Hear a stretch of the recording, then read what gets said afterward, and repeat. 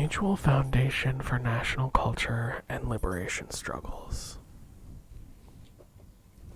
The sweeping, leveling nature of colonial domination was quick to dislocate in spectacular fashion the cultural life of a conquered people.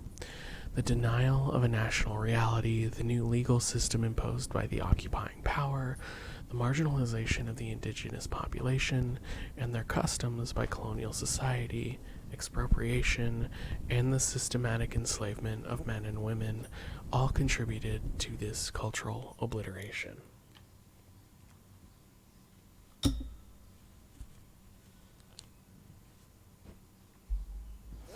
Three years ago, at our first Congress, I demonstrated that in a colonial situation, any dynamism is fairly rapidly replaced by a reification of attitudes. The cultural sphere is marked out by safety railings and signposts, every single one of them defense mechanisms of the most elementary type, comparable in more ways than one to the simple instinct of self-preservation. This period is interesting because the oppressor is no longer content with the objective non-existence of the conquered nation and culture. Every effort is made to make the colonized confess the inferiority of their own culture, now reduced to a set of indistinctive responses, to acknowledge the unreality of their nation, and, in the last extreme, to admit the disorganized, half-finished nature of their own biological makeup. Bunch of racism, basically.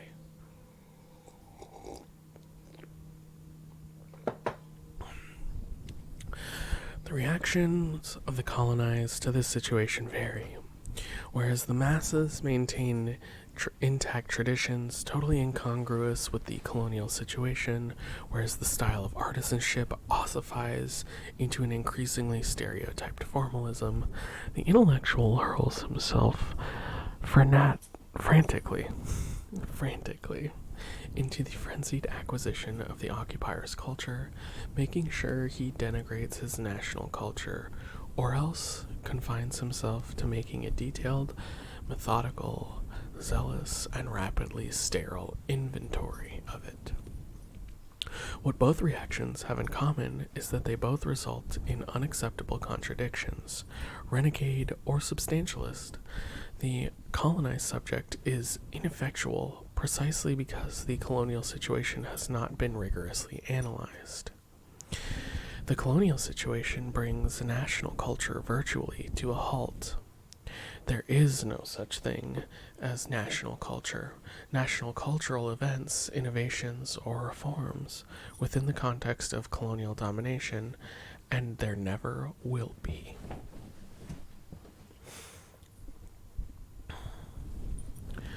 There are scattered instances of the bold attempt to revive a cultural dynamism and reshape themes, forms, and tones. The immediate, tangible, and visible effects of these minor convulsions is nil. But if we follow the consequences to their very limit, there are signs that the veil is being lifted from the national consciousness, oppression is being challenged, and there is hope for the liberation struggle. National culture under colonial domination, is a culture under interrogation, whose destruction is sought systematically.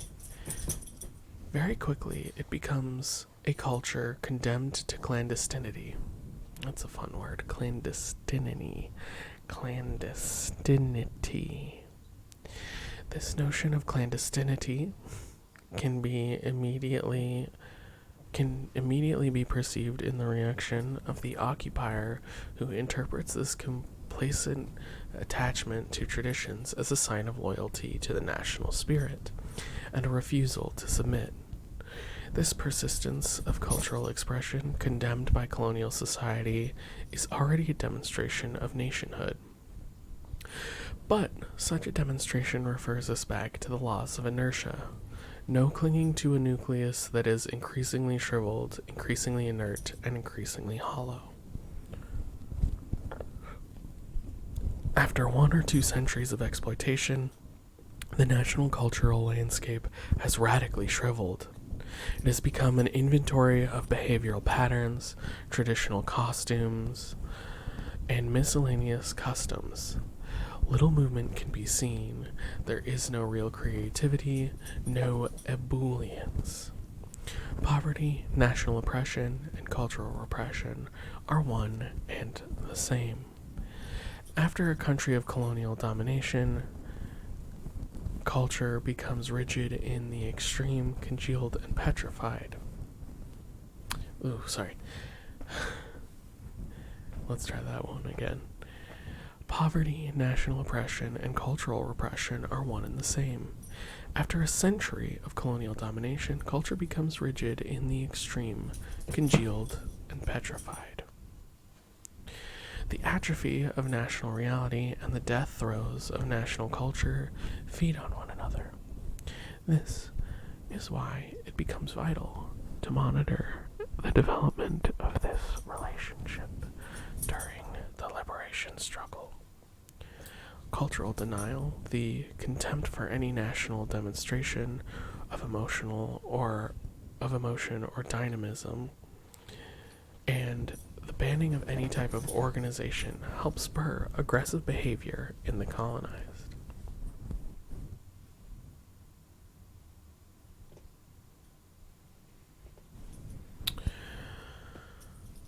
But this pattern of behavior is a defensive reaction, non-specific, anarchic, and ineffective. Colonial exploitation, poverty, and endemic famine increasingly force the colonized into open, organized rebellion. Gradually, imperceptibly, the need for a decisive confrontation imposes itself and is eventually felt by the great majority of the people. Tensions emerge where previously there were none. International events, the collapse of whole sections of colonial empires, and the inherent contradictions of the colonial system stimulate and strengthen combativity, motivating and invigorating the national consciousness.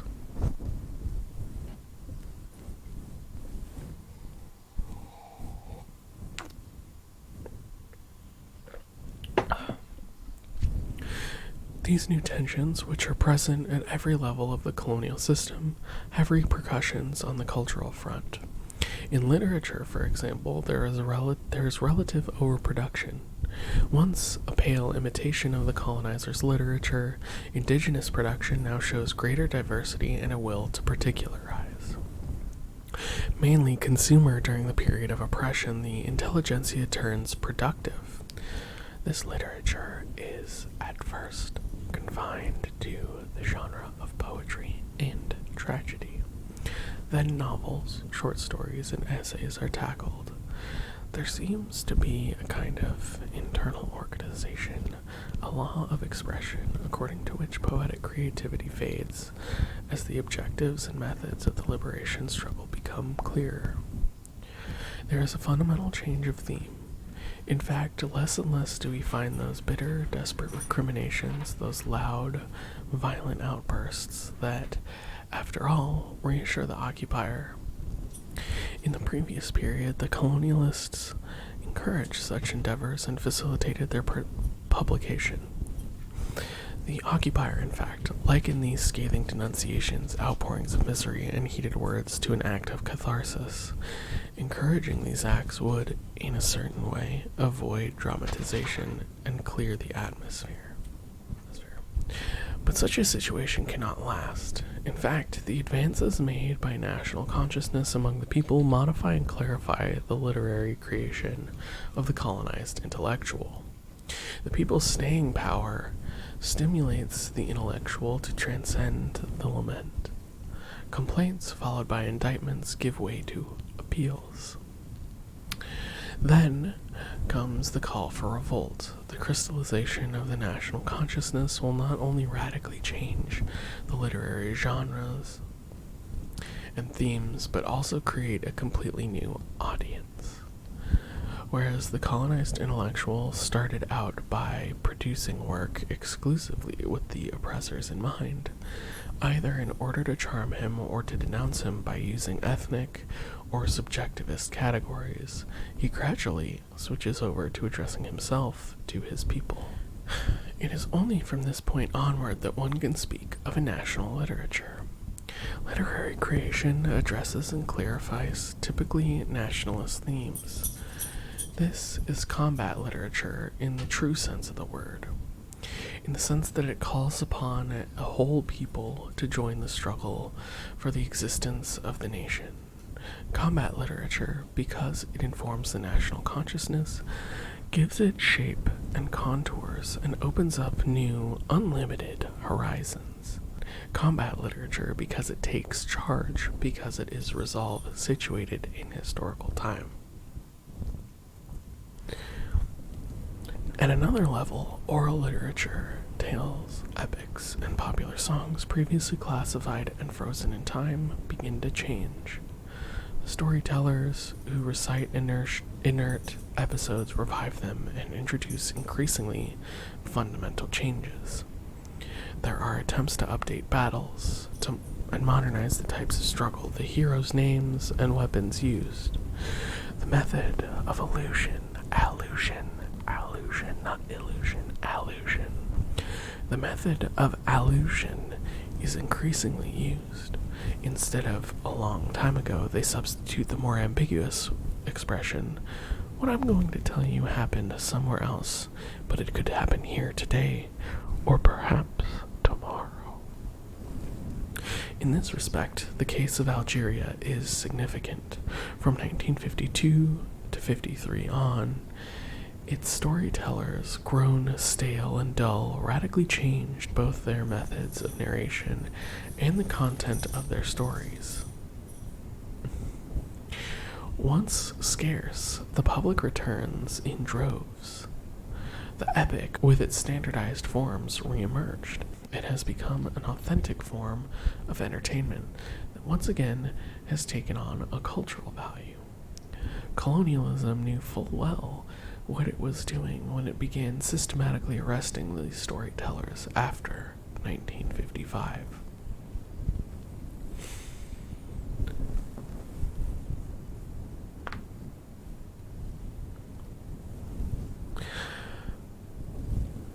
The people's encounter with this new song of heroic deed brings an urgent breath of excitement, arouses forgotten muscular tensions, and develops the imagination. Every time the storyteller narrates a new episode, the public is treated to a real invocation. The existence of a new type of man is revealed to the public.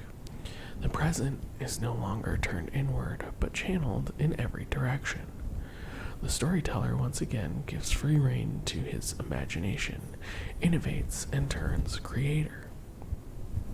It even happens that unlikely characters for such a transformation, social misfits such as outlaws or drifters, are rediscovered and rehabilitated. Close attention should be paid to the emergence of the imagination and the inventiveness of songs and folk tales in a colonized country. The storyteller responds to the expectations of the people by trial and error, and searches for new models, national models, apparently on his own, but in fact, with the support of his audience. Comedy and farce disappear or else lose their appeal. As for drama, it is no longer the domain of the intellectual's tormented conscience. No longer characterized by despair and revolt, it has become the people's daily lot. It has become part of an action in the making or already in progress. Fanon's showing here that there comes a tipping point in the national culture of the colonized, wherein, after a long period of stagnation in art and literature, the colonized intellectuals and storytellers come to realize that a rich history of struggle is not just situated in the past, but is still in the making. Older tales of struggle are replaced with new ones. Villains, vagrants and outlaws over the past centuries of colonization are rehabilitated into protagonists, and the people find their voice through what Fanon calls combat literature.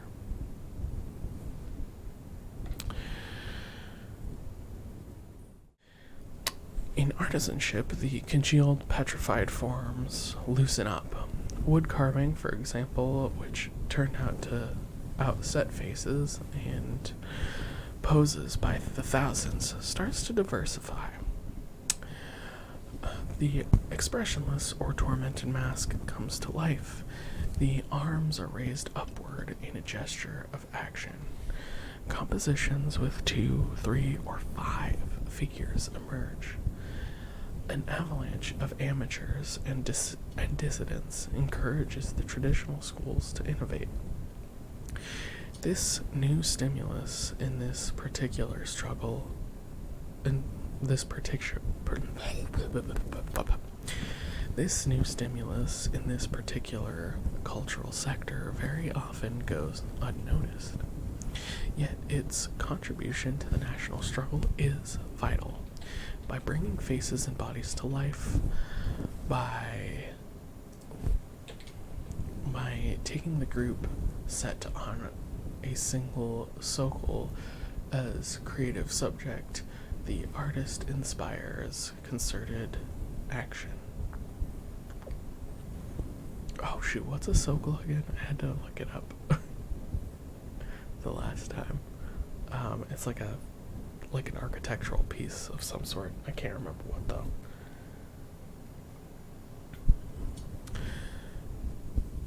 The awakening national consciousness has had a somewhat similar effect in the sphere of ceramics and pottery. Formalism is abandoned. Jugs, jars, and trays are reshaped, at first only slightly, and then quite radically. Colors, once restricted in number, governed by laws of traditional harmony, flood back, reflecting the effects of the revolutionary upsurge. Certain ochres, certain blues that were apparently banned for eternity in a given cultural context emerge unscathed. Likewise, the taboo of representing the human face, the typical of certain clearly defined regions, according to sociologists, is suddenly lifted. The metropolitan anthropologists and experts are quick to note these changes and to denunciate them all, referring rather to a codified artistic style and culture developing in tune with the colonial situation. The colonialist experts do not recognize these new forms and rush to the rescue of indigenous traditions. It is the colonialists who become the defenders of indigenous style. A memorable example, and one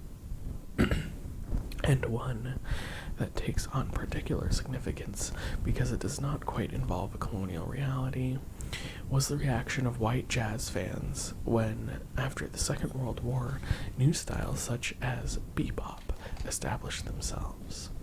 For them, jazz could only be the broken, desperate yearning of an old Negro, 5 whiskeys under his belt, bemoaning his own misfortune and the racism of the whites.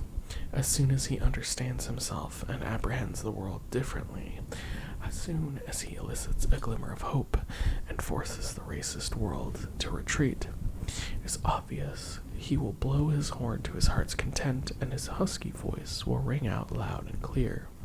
The new jazz styles are not only born out of economic competition, they are one of the definite consequences of the inevitable, though gradual, defeat of the Southern universe in the USA. And it is not unrealistic to think that in 50 years or so, the type of jazz lament hiccuped by a poor, miserable Negro will be defended by only those whites believing in a frozen image of certain types of relationships and a certain form of negritude. So, we should note here The anthropologists and experts lamenting these changes to traditional styles have most likely only ever observed such traditions, again in scare quotes, as they existed under colonial rule. Fanon is taking a more dialectical and truly anthropological view in his writings, understanding that culture does not exist in a vacuum, and traditions, as a consequence, change over time and as they interact with other cultures. The example he uses with jazz perfectly encapsulates this dynamic, as jazz music itself spins off from blues, which itself was a synthesis of West African and Western musical traditions. Bebop, as he explains, is a transformation of that musical tradition, i.e. jazz, which was a transformation of an earlier musical tradition, i.e. blues.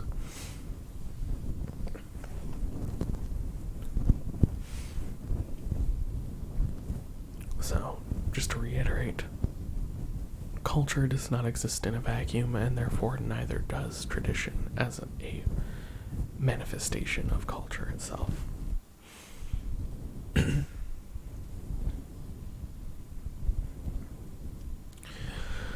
would also uncover the same transformations, the same progress, and the same eagerness if we inquired into the fields of dance, song, rituals, and traditional ceremonies, where before the political or armed struggle, a careful observer could sense and feel in these arts the pulse of a fresh stimulus and the coming combat.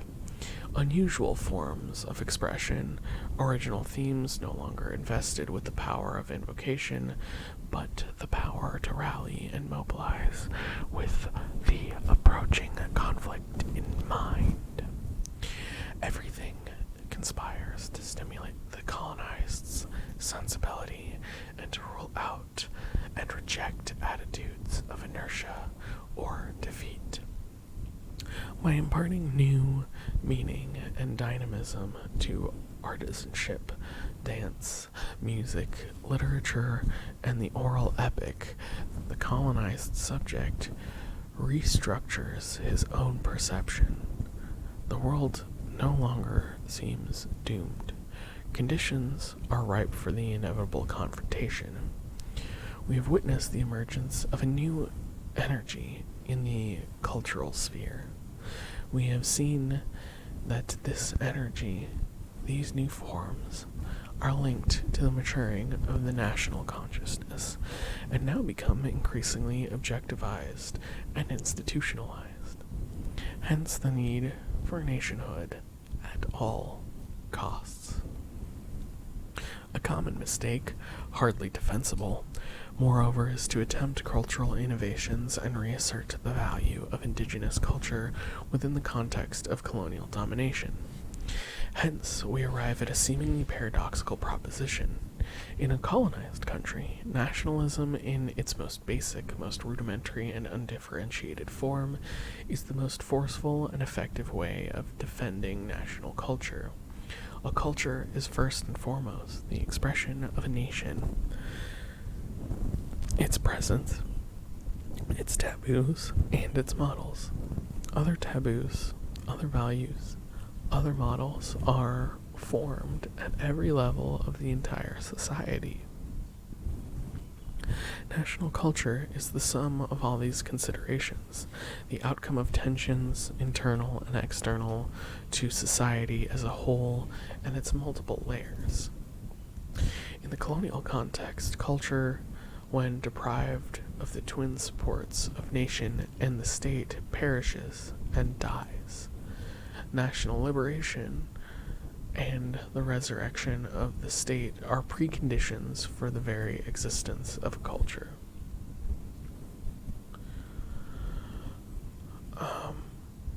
So I would say there is a certain subsect of let's say left communists or anarcho-communists or anarchists that don't see any, do not differentiate between liberatory forms of nationalism versus, fascist or, right-wing nationalism. There is a case to be made for left-wing nationalism, and this is kind of what Fanon is making. He's making a case for nationalism, left nationalism, basically. But I think, he's taking a kind of determinist approach to national liberation, right? You can't have national liberation without first having a nation, right? And so nationalism is necessary in this chronology, in this movement, right? The point I'm trying to make is that there are different kinds of nationalism, and to flatten it to just thinking that, oh no, like all nationalism is bad, you're really denying the necessity for people to liberate themselves. Like, Fanon is saying that you can't really skip this step. This isn't a step you can skip. Here we go. He's going to say it a lot better than I could. The nation is not only a precondition for culture, its ebullition, its perpetual renewal and maturation. It is a necessity. First of all, it is the struggle for nationhood that unlocks culture and opens the doors of creation. Later on, it is the nation that will provide culture with the conditions and framework for expression. The nation satisfies all those indispensable requirements for culture, which alone can give it credibility, validity, dynamism, and creativity.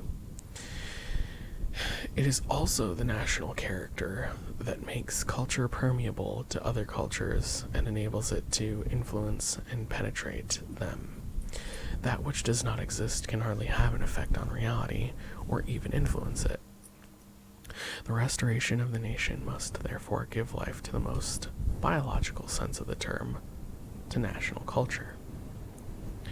We have thus traced the increasingly essential fissuring of the old cultural strata, and on the eve of the decisive struggle for national liberation, grasped the new forms of expression and the flight of the imagination.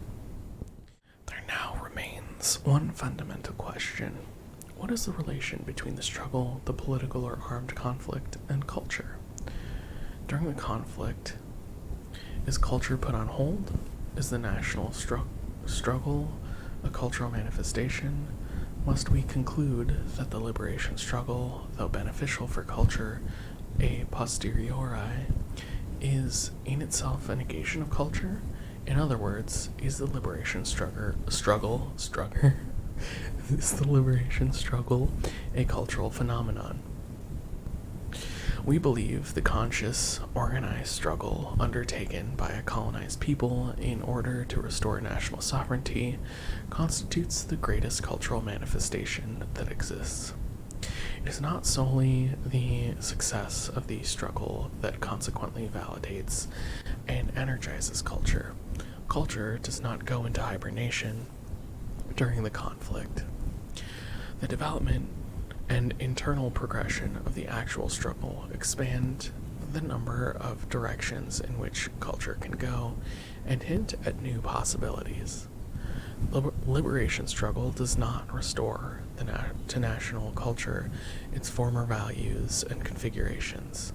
This struggle, which aims at a fundamental redistribution of relations between men, cannot leave intact either the form or substance of the people's culture. After the struggle is over, there is not only the demise of colonialism, but also the demise of the colonized. This new humanity, for itself and for others, inevitably defines a new humanism. This new humanism is written into the objectives and methods of the struggle, a struggle which mobilizes every level of society, which expresses the intentions and expectations of the people, and which is not afraid to rely on their support almost entirely, will invariably triumph. The merit of this type of struggle is that it achieves the optimal conditions for cultural development and innovation.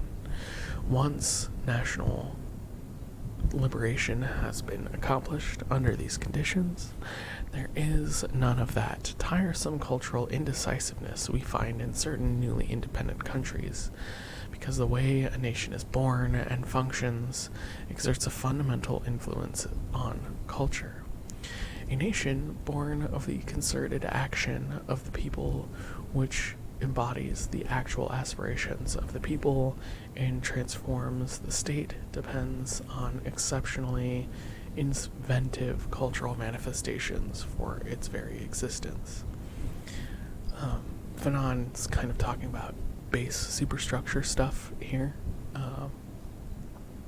The base being, I guess the base being culture and the superstructure being the state, or the nation. And, they're always feeding into each other, right? In a dialectical fashion. So that the culture influences the nation, influences culture, influences the nation, right? In an endless cycle. So if a nation is built with a strong cultural foundation, then it is more likely to succeed, or it is a triumph, The colonized, who are concerned for their country's culture and wish to give it a universal dimension, should not place their trust in a single principle. That independence is inevitable and automatically inscribed in the people's consciousness. In order to achieve this aim, national liberation as objective is one thing. The methods and popular components of the struggle are another. We believe that the future of culture and the richness of national culture are also based on the values that inspired the struggle for freedom. And now, the moment has come to denounce certain Pharisees. Humanity, some say, has got past this stage of nationalist claims. The time has come to build larger political unions, and consequently the old-fashioned nationalists should correct their mistakes. We believe, on the contrary, that the mistake, heavy with consequences, would be to miss out on the national stage. If culture is the expression of the national consciousness, I shall have no hesitation in saying, in the case in point, that national consciousness is the highest form of culture. Self-awareness does not mean closing the door on communication. Philosophy teaches us that, on the contrary, that it is its guarantee. National consciousness, which is not nationalism, is alone capable of giving us an international dimension. This question of national consciousness and national culture takes on a specific dimension in Africa. The birth of national consciousness in Africa strictly correlates with an African consciousness. The responsibility of the African towards this national culture is also a responsibility towards Negro-African, quote-unquote, culture. Negro-African, in scare quotes, not culture, sorry. This joint responsibility does not rest upon a metaphysical principle, but mindfulness of a simple rule which stipulates that any independent nation in an Africa where colonialism still lingers is a nation surrounded, vulnerable, and in permanent danger. If man is judged by his acts, If man is judged by his acts, then I would say that the most urgent thing today for the African intellectual is the building of his nation. If this act is true, i.e., if it expresses the manifest will of the people, if it reflects the restlessness of the African peoples, then it will necessarily lead to the discovery and advancement of universalizing values, far then from distancing it from other nations. It is the national liberation that puts the nation on the stage of history. It is at the heart of national consciousness that international consciousness establishes itself and thrives, and this dual emergence, in fact, is the unique focus of all culture. Paper presented at the Second Congress of Black Writers and Artists, Rome, 1959. Thank you for watching this reading of Frantz Fanon's Wretched of the Earth. If you enjoy what you saw, please give this video a thumbs up and consider subscribing to my channel if you haven't done so already. I've got my Twitch and Twitter handles up there. I'll also have links to those in the description. Twitch is where we record most of these videos, and then I edit them together into a more cohesive, less rambly bit. There's also ways you can support me in this channel, and links to my Discord, my music, all that kind of fun stuff. So if you enjoyed it, please consider hitting those up. Thank you for watching, and we'll see you next time. Bye-bye.